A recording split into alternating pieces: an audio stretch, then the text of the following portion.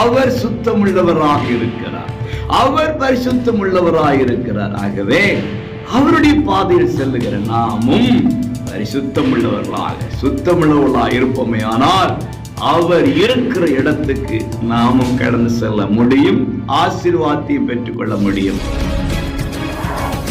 அன்புக்குரியவர்களே, இயேசுவின் நாமத்திலே மனதார வாழ்த்துகிறேன். ஏசப்பா உங்களை ஆசீர்வதித்து நடத்துவாராக. 1 யோவான் 3:3 அவர் சுத்தமுள்ளவராய் இருக்கிறது போல தன்னையும் சுத்திகரித்துக் கொள்கிறான். யார் என்றால் அவருடைய பிள்ளை என்கிற ஸ்தானத்தில் இருக்கிறவன். பிரியமானவர்களே, நம்முடைய ஆண்டவராகிய இயேசு பரிசுத்தம் உள்ள தேவன். அப்படியானால் அவருடைய பிள்ளை, அவருடைய புத்திரன் என்று அழைக்கப்படுகிற நமக்குள்ளும் பரிசுத்த கேடுகள் இருக்கக்கூடாது, சுத்தமற்ற காரியங்கள் இருக்கக்கூடாது. காலை எழுந்தவுடனே இந்த சரீரத்தை சுத்தப்படுத்துவதற்கு நாம் என்னெல்லாம் முயற்சி செய்கிறோம் பாருங்க.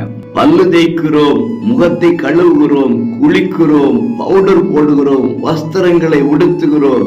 இதெல்லாம் நம்முடைய சரீரத்தை சுத்திகரித்து அதற்காக நாம் செய்கிற ஒவ்வொரு முயற்சியா இருக்கிறது. நம்முடைய ஆத்துமா எப்படி இருக்கிறது? இந்த ஆண்டு இறுதியிலே நம்முடைய ஆவியும் ஆத்துமாவும் சரீரமும் சுத்தமுள்ளதாக இருக்க வேண்டும்.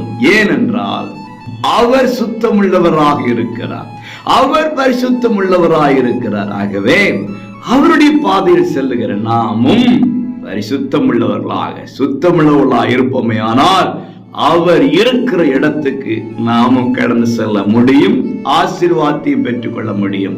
God bless you.